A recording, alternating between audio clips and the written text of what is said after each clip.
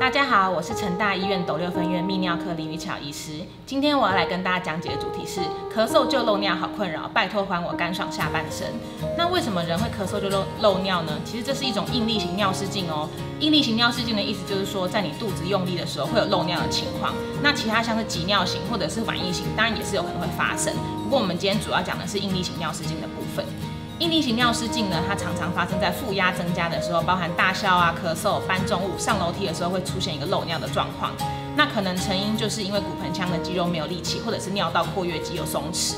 好发在怀孕或生产过后的妇女、肥胖或者是长期劳动工作者的身上。那如果说今天你因为尿失禁的状况来医院就诊的话，我们会先进行一个详尽的问诊，那再来还有身体检查。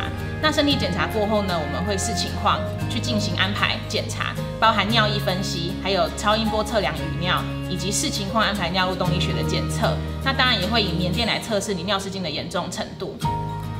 那接下来有什么治疗方式呢？治疗方式当然就是说，如果有其他共病，包含长期咳嗽或是便秘的话，当然也要一起治疗。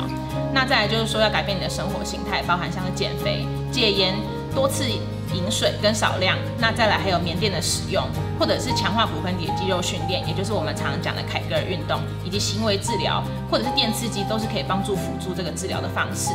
那手术呢，则是最主要是以尿道中段吊带手术为主。尿道中段吊带手术呢，它的好处就是说，我们会在阴道开一个很小的切口。有些病人甚至手术完，他就发现已经找不到伤口了。那我们会在中间放置网膜，网膜完之后，其实就会把它缝合起来。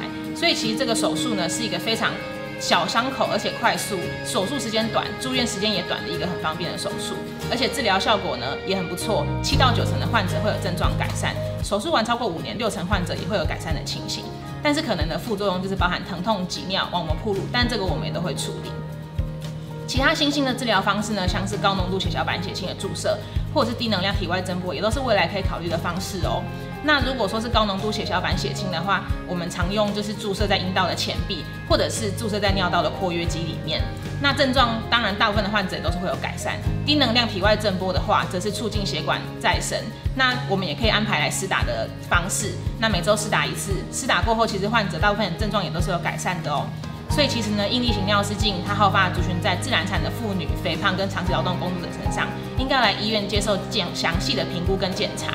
那我们的治疗方式有很多种，有调整生活习惯，然后还有治疗骨盆腔肌肉的训练，然后再来手术治疗，也就是我们刚刚讲的尿道中段吊带手术，以及新兴治疗，都是可以考虑的哦。那今天的报告就到这边，谢谢大家，祝大家身体健康。